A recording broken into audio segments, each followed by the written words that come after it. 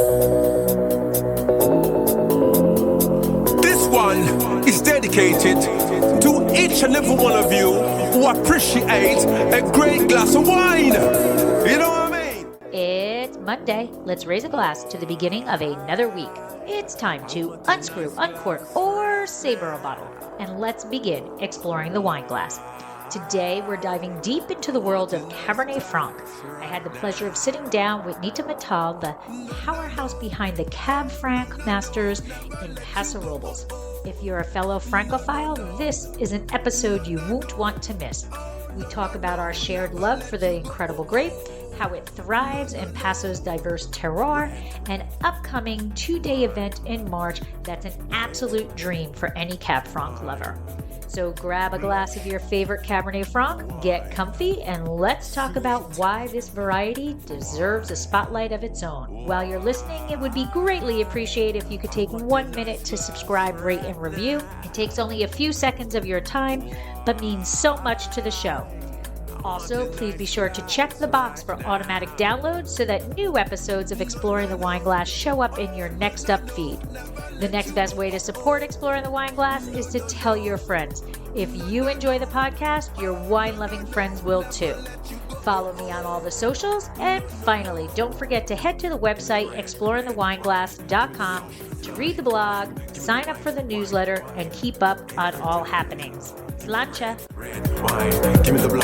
Hey everybody, I'm Lori Budd, a UC Davis winemaking program, Spanish wine scholar, sommelier service, champagne and Côte d'Aron specialist, and a WSET Level 2 graduate. You can find Exploring the Wine Glass on all the socials, as well as your favorite podcast catchers. If you haven't subscribed yet, now's the perfect time to swipe, subscribe, rate, and review. Stay in the know about all things wine by visiting my website, exploringthewineglass.com. I promise I'll never tell you what to drink, but I'll always share what's in my glass. Hello, everybody. Welcome to Exploring the Wine Glass podcast. We are talking about one of my favorite things on the face of the earth, Cab Franc. And I have a very special guest with me today. And I'm going to let her do the whole introduction of herself because honestly, I can't do it justice. So, Neeta, if you want to do a little brief intro to let everybody know who you are, and we will start talking Cab Franc.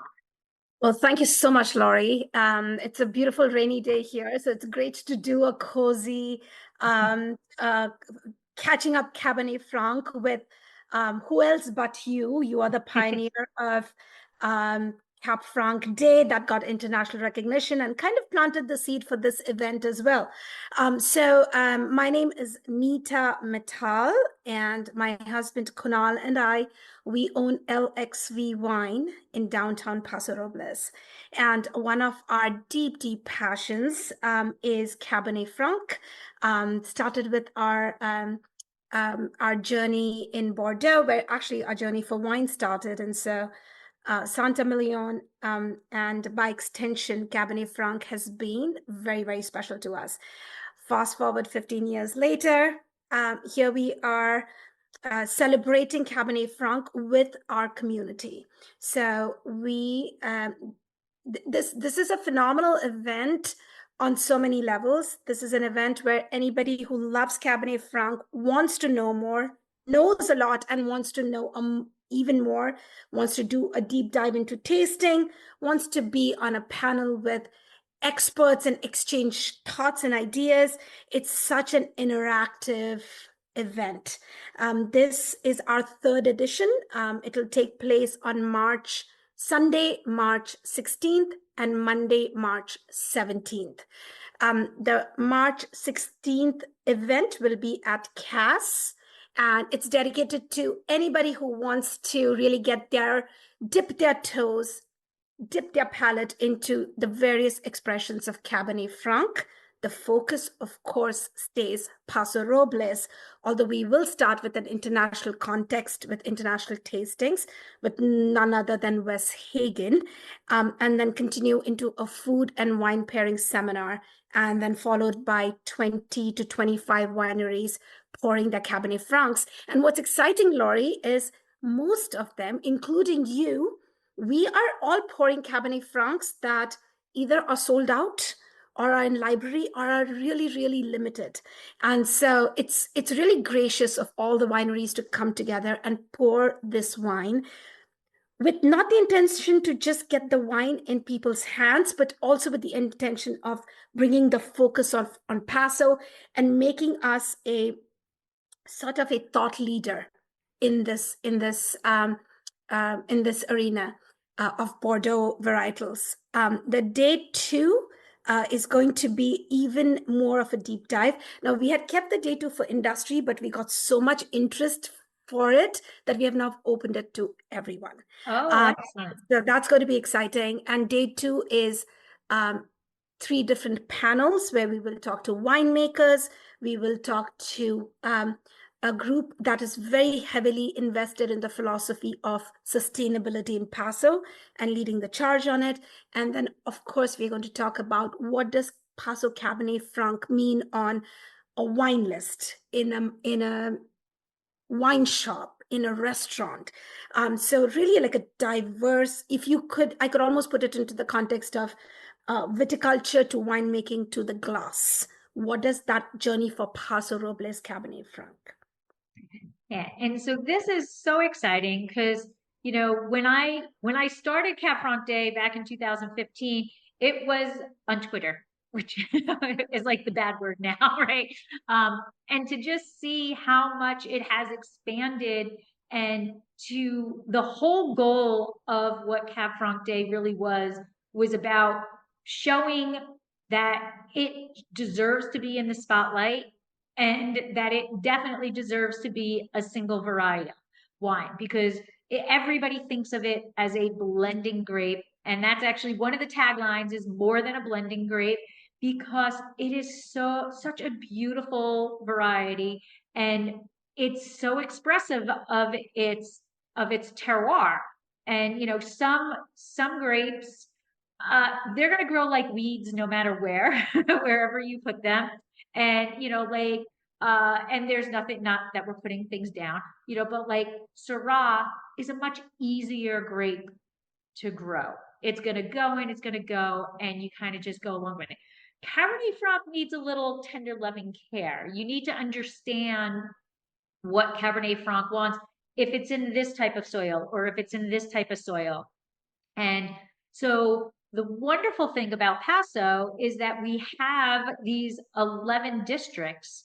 And I don't know, I'm putting you on the spot, and so I apologize if you don't know the answer. Do you know about how many of those districts are going to be represented?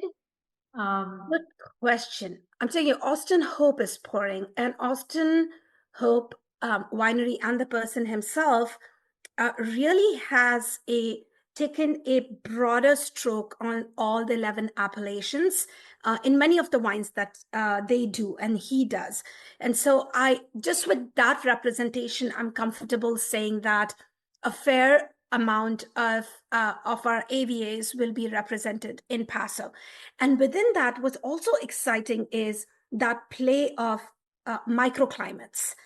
We have 2 wineries, Brecken, Damien Grindley, amazing, brilliant mind in making Cabernet Francs. His vines are 40, 50 years old, some of the oldest on Central Coast. We did a side-by-side tasting yesterday of his Cab Franc and ours, the LXV Cabernet Franc. Both of them, same appellation, but about, I would say, half a mile distance as the crow flies. Could not have been more different expressions. And that was such a joyous thing to experience. And then to have, Austin Hope, Robert Hall, who are leading the charge on sustainability, J-Lore, and then having small producers like Midpoint.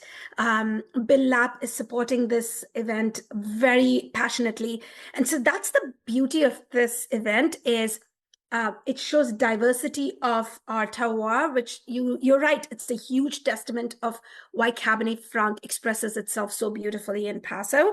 where it kind of has made up its mind to not just play a supporting role, but step into the spotlight. But it also talks about the diversity of a community and the unity behind it. We have big guys who have done a fabulous job over the years to put the word out into the marketplace about Paso, about Bordeaux, and then specifically about Cabernet Francs. And then we have small, restless minds like Dracaena, like LXV, like Brecken, like Midpoint, who is also pushing the boundary of the role we can play in highlighting this love that we have for this varietal.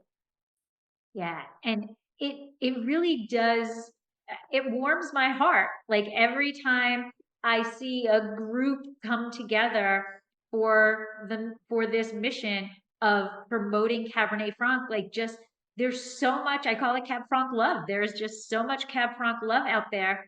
And as you mentioned, this is the third rendition of the Cab Franc Masters, and the first one that you did 3 years ago was, first of all, I have to kudos again. I've told you personally, but I don't know how you and Kunal put that together that fast and that incredibly. I mean, it was a spectacular event. And then last year's event, you just built upon it.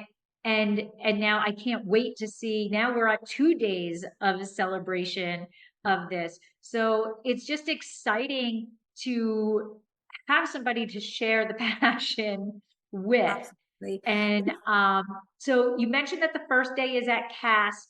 Where is the second day also at Cass? The second day is at Robert Hall. Oh, okay. And needless to say, lots of wine and lots of food on both days. Food is very important for me. So lots of food on the first day with every other seminar, with the grand tasting, past appetizers, grazing boards. In fact, it's very interesting. The grazing board is going to be inspired by the 5 countries that we will represent on the international seminar. We've done that in last year and people really appreciated that. The food and wine pairing is going to be a great play between 5 wines that are going to be blind, and then 5 pairings. And then, of course, the next day we're going to have, along with the seminar, a lunch, a fabulous lunch. So the reason I want to talk about food is not only because I know it's important to keep everyone happy with food, but also it highlights, it underscores the role Cabernet Franc plays in that interaction with food, which makes it so much more versatile than so many other powerful expressions of Bordeaux, and even Rhone for that matter. Absolutely, and that was that was like a perfect segue. I was just about to talk about that. That is one of the positive aspects of Cabernet Franc, and that it should be adored more, and that it should be appreciated more, is that ability to be more food friendly. There's, because of the slightly lower acid, because of the lesser, the thinner skins, which give us that lower tannin level, it pairs so well with so many additional foods than its son, Cabernet Sauvignon, who, somewhere along the line, the Cab in a Slab slogan came up, but it's legitimate because the fat that's in that meat is really needed to cut through those tannins. And we don't have that with Cabernet Franc. There's Cabernet Franc that can stand up to that, absolutely. But because of just the makeup of Cabernet Franc, it pairs with so much more. And I'm sure you get asked it all the time, so I'm going to ask it again. What is your favorite pairing? My answer is always, well, it depends on my mood. So we'll preface it with that. But do you have a favorite pairing with Cabernet Franc? I have an interesting story. A few Valentines back, and it's so appropriate to talk about that since we are here in the Valentine season. I was working the tasting room, so Kunal made me a lobster, and kudos to him because he doesn't even eat seafood, so it was very kind of him to do that. He made me a lobster and paired it with our reserve Cabernet Franc. Oh, wow. The bridge was the herbs. I strongly believe wine does not pair with the protein. Wine dances with the bridge that the protein pair, rather the chef or the person who's making, that is the person who's creating the bridges between the protein and the wine. I like to say this: give me any wine in the world, give me any protein in the world, I will figure it out how to pair the wine and the protein by building those bridges. And that's why Cabernet Franc makes it more versatile, because it's easier to build bridges with Cabernet Franc because it's so versatile and because it's so expressive and elegant and restrained. It is many things at the same time. So building these bridges with many different things is easier with Cabernet Franc. That's why it dances so beautifully across the space. We were in San Diego at a restaurant that carries a wine, and we paired it with hamachi, which was really, really fascinating. And to go from hamachi to lobster to, of course, your steak, slab. There's so many ways we can define beef today. Take an elegant carpaccio, or take a boeuf bourguignon, and the Cab Franc the herbs in the boeuf bourguignon. That's the bridge you're building. The reduction, the savoriness, that's the build we are bridging. So I feel very strongly that Cab Franc can politely dance with so many dishes. Absolutely. There is the thing that I think about Cabernet Franc is there's not very many grape varieties that you can have an entire meal with just a single variety. And Cabernet Franc can get you going from the greeting as they walk in your door to the appetizer to the first course, all the way down to dessert. There's a Cab Franc that can go with each of those courses. And there's not a lot of wines that can do that. And you know this better than most because you make a Blanc Cabernet Franc. And Yeah. take that expression even further and making a Blanc Cabernet Franc or a sparkling, a blend, a reserve, and then within even if it's a single varietal, the terroir can make two completely different wines. So you're right, the expression can be so dynamic depending upon what your passion and your muse is. Right. It really is. And each one just has its own expression that it's just, I don't know. There's a reason it's my favorite grape. Now, so we get asked all the time, well, why did you choose Cab Franc to be your flagship or to be your main thing? And our story dates back to before we even really knew wine very well. I mean, you're always learning wine, so you don't ever know but we were very new to the wine world, and we went to a winery, and the person behind the counter poured us several wines.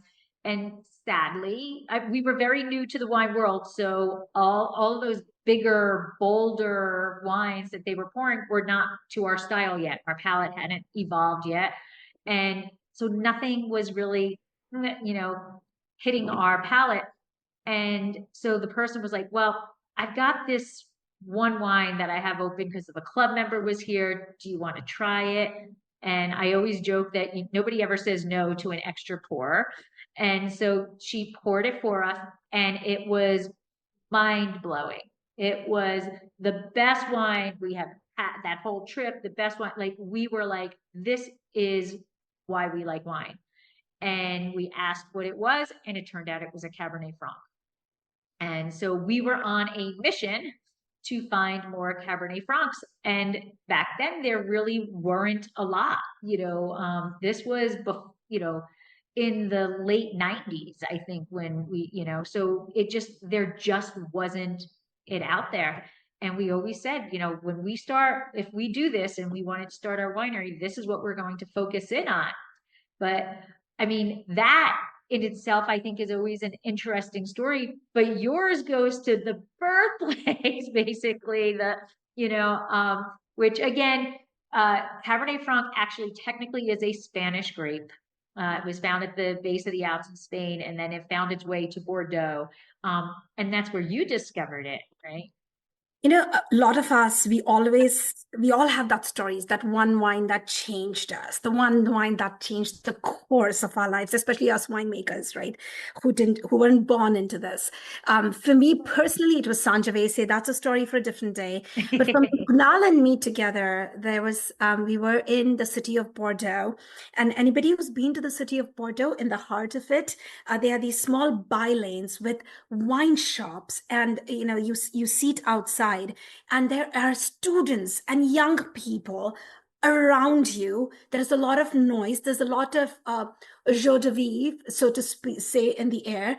And Kunal and I were sitting, and we had this glass of Saint Emilion, or Saint Emilion, as they say, in between the two of us. And I think sometimes it's so much more about the context than it's about the content.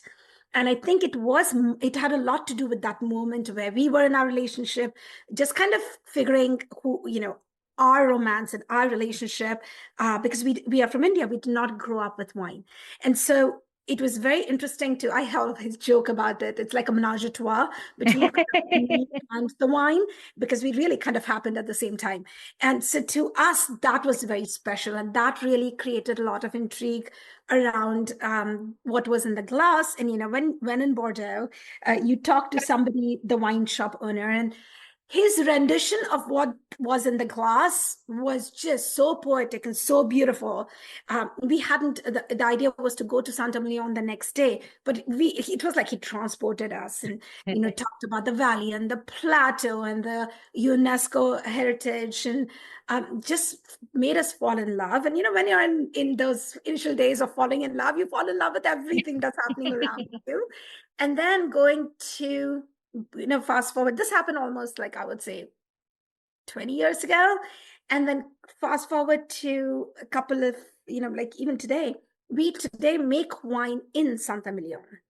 And that to me it's that romance has come full circle.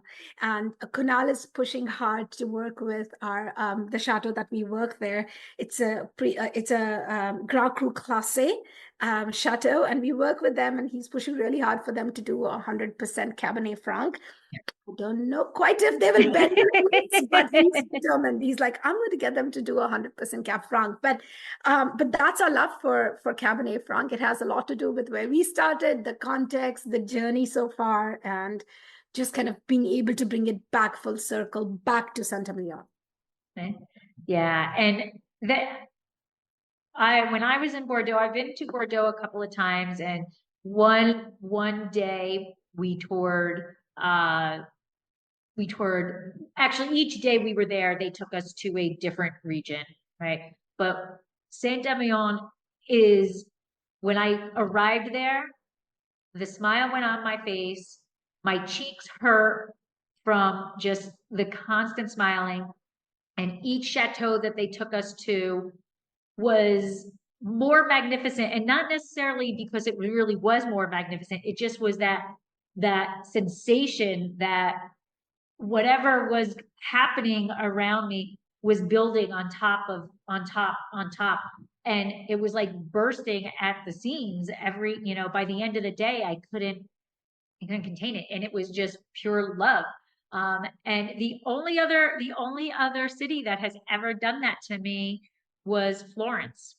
Florence was the same way. Just walking through, that emotion of that area just cut.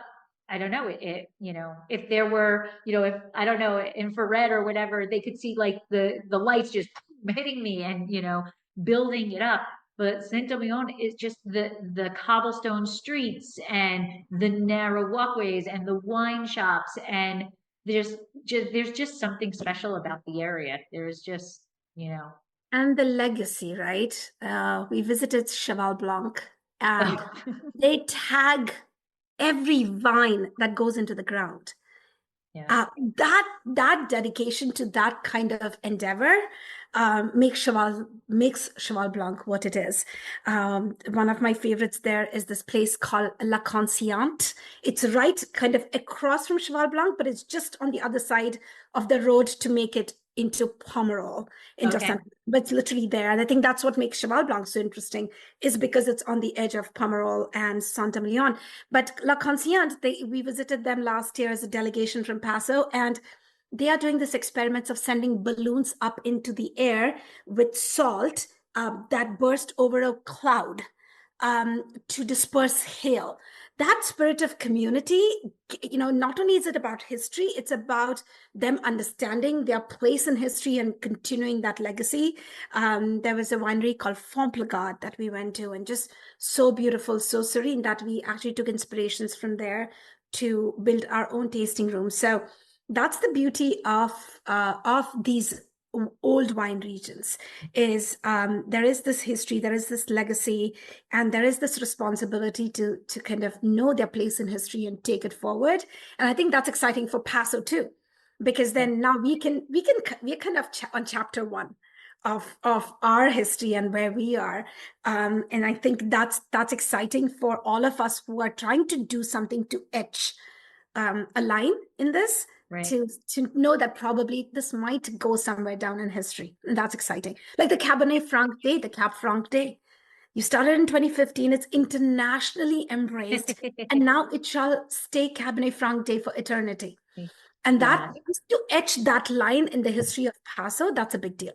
Absolutely. And so bringing it back to Cab Franc Masters, right? Are you able to tell us the at least the regions, if not necessarily the wines that will be the international ones? So the international ones are going to be very classic. We are going back to the basics again this time. So it's going to be Bulgari. No, pardon me. It's going to be Bordeaux. It's going to be Loire. We are debating between Chinon and Bourgogne for the Loire region. It will be Argentina. So that's going to be exciting. And then we are going to seek something from Bulgari, Tuscany. They're doing beautiful Cabernet Francs. And then we're going to compare it to Santa Barbara. And that's going to be interesting, just to see our neighbor right down the street, right, expression of that wine as well. And Wes Hagen, if you've ever attended a lecture with him, God, I wish he could do every interview for me. He captures the beauty and essence of everything that he does. And with him, it's always a deep dive, not only in that specific thing that's in your glass, but somehow he'll take you back to history. He'll take you back to the muse. Then Greek mythology gets involved. And he has a narrative. He has a story that you cannot help but fall in love with what's in front of you. Yeah, he is an incredible narrator, host, person, all around everything. He's got so much going on that is just intriguing there, about him. And the knowledge, I don't know. Yes, he's brilliant. And then followed by the food and wine pairing seminar. Now thereon, our journey is purely Paso. And so there will be 5 wines, again, blind, with 5 different bites. And the bites, the way we created these bites, were not based on any, appetizer or dessert. No, the idea was the context, because you usually open wine in a context. Either it's a celebration, it's a romantic dinner, sometimes it's a picnic, sometimes it's a Sunday supper. And so we are creating 5 different contexts and creating bites in those contexts and seeing how these different wines will play. And what you said earlier, to your point, Cabernet Franc is one of those wines that will pair right from the beginning to the end. So this will be a great way for people to experience that. And then we go into the grand tasting with all of our favorite wineries. And the best thing is they're all who have been participating in year 1 and year 2. So it's like the same group is moving forward. It's a Cab Franc family. The Cab Franc family. They will, and Chef Charlie of Cass, of course, again, he will have past appetizers for pairing. And there will be the grazing station. Now, you can just buy tickets just to the grand tasting, or you can buy tickets for the whole day. And then the next day will be the 3 seminars. The exciting thing is John Scupney of Lang & Reed, which is stellar, an institution Cabernet Franc. They will be joining the panel Oh, along wow. with, yeah, so that's exciting. And then along with Steve Mathisen of Mathisen Wines, Yeah. and then a huge nod from him, but I'm just waiting for him to confirm. He's very excited about it. So to have them, and then also is our friend Stephen Mersu, Stephen Kent, who's going to join one of the panels. And so the next day is going to be, that's going to be very permeable. You give, you take. It's really very interesting and interactive. Right. Oh my God. I love all three of those people. Stephen and I, we talk on a somewhat regular basis. When you have that same love for that grape, John is incredible. We went to Hungary um, to talk about Cab Franc in Villeneuve, and they wanted our wine along with another wine, and that, of course, is who I reached out to. So we brought his wine along with us to Hungary. It's just, that's a phenomenal, phenomenal panel, and that I can see why there's more interest than just industry who wants to be there. Yeah. Absolutely. And we're keeping the format very discussion oriented than a discourse. It's going to be very interactive. And actually, the panelists are excited about that. Yeah, it is that is beyond an exceptional panel. That is exciting. And I'm coming. I still haven't got my ticket, but I'm coming. That's Just know okay. And know we I'm have coming. for industry, if your industry, it's only $65. So it's really a great way to be to participate in this and to hear or be in the company of all of these guys, and they are going to bring their wines to share as well, along with all of our Paso people who will be on different panels. So it's going to be a great celebration. Yes. Absolutely. And so let's talk about how people can get the tickets, the website, how they can get the tickets, how much is the tickets for the first day, things like that. So if you do the whole day, which is the international seminar, food and wine pairing seminar, the grand tasting with the food pairings, that is $185. If you do just the grand tasting, it is $115. If Oh, you are a part of if you are a part of the one of the sponsor wineries, then there is a code. Our sponsor wineries are listed on the website. So if you're part of any of those clubs, just ask those wineries and they'll tell you the code. So there is a discount for sponsoring wineries for their club members. And then for the next day, it is 65 for industry, 95 if you're not industry. So we looked at other events, and we wanted to come very competitive only because one of the reasons why this is successful is the wine community that gets behind it. So we want to make sure that it's not a high barrier for anybody who wants to enjoy this. and the website? cabfrancmasters.com. Again, it's cabfrancmasters.com or hashtag Cab Franc Masters if you want to look us up on social media, or just Google Cab Franc Masters and we should be the first ones.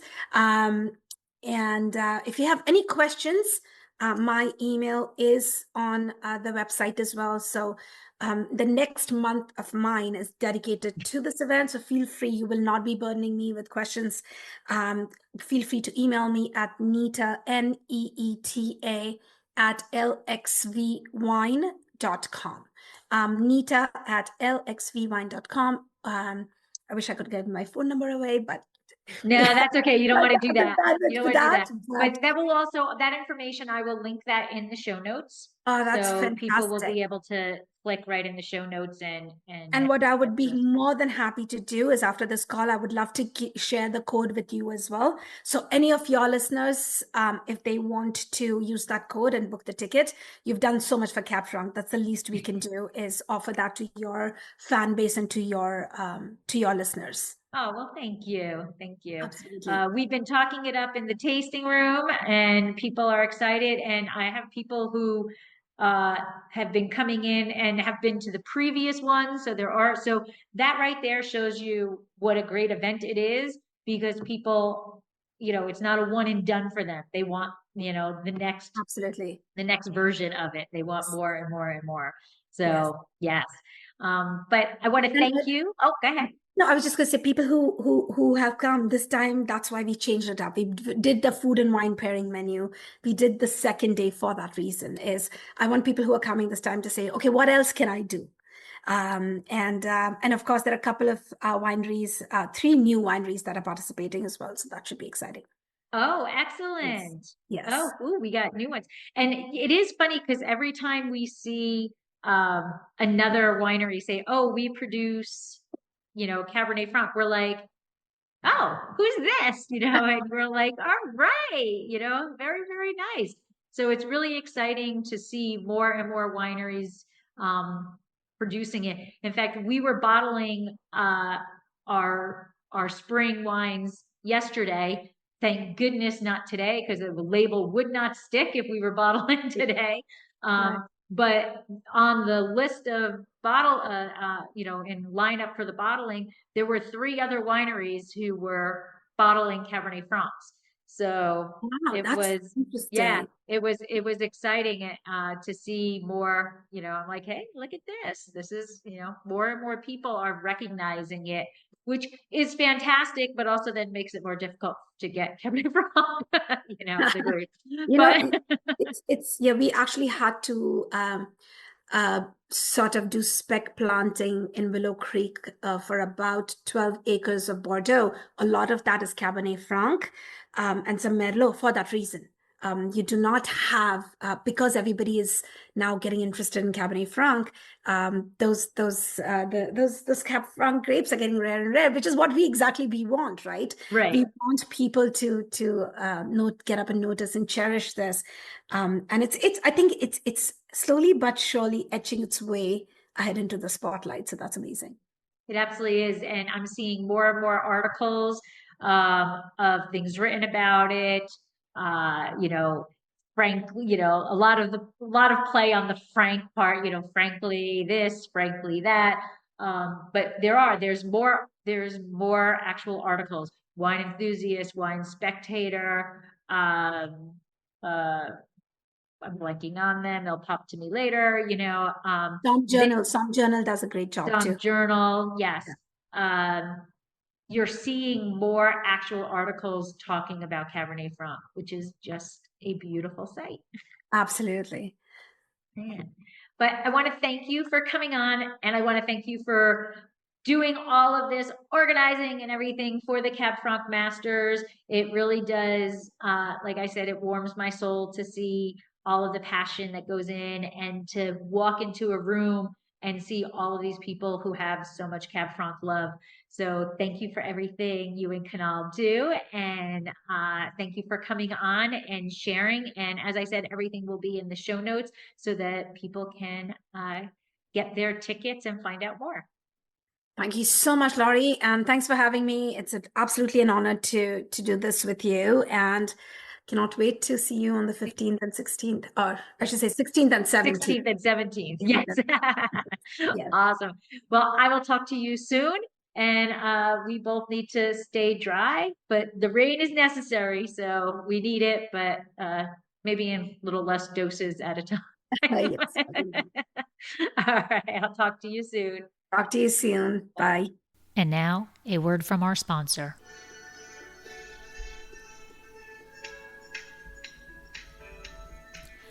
Looking to be in the know about Dracaena wines? Want to be the first to know about our new releases and special offers? All you need to do is sign up for our newsletter. There is no commitment necessary, and I promise you we won't spam your mailbox with loads of messages. Need another reason to sign up? Quite possibly the best reason? You'll immediately get a discount code for 10% off your first purchase and be privy to newsletter-only discounts. Let Dracaena Wines turn your moments into great memories. Visit our website, www.dracaenawines.com, or use the link in show notes to sign up. It will take you less than a minute, but the rewards will last a lifetime. This has been another episode of Exploring the Wine Glass. Thanks for listening. If you have suggestions on what topics you would like me to discuss, please reach out on social media. You can find me on Twitter, Instagram, and Facebook as Exploring the Wine Glass. I am also on LinkedIn as Lori Hoyt-Budd. Of course, you can always email me at exploringthewineglass@gmail.com and sign up for my newsletter at exploringthewineglass.com. If you enjoyed what you heard, please rate, review, and subscribe to help others find me more easily. And most importantly, tell your wine-loving friends, because if you like the podcast, they will too. Podcast music is Wine by Kevins. Until next week, slancha. There is always time for a good glass of wine.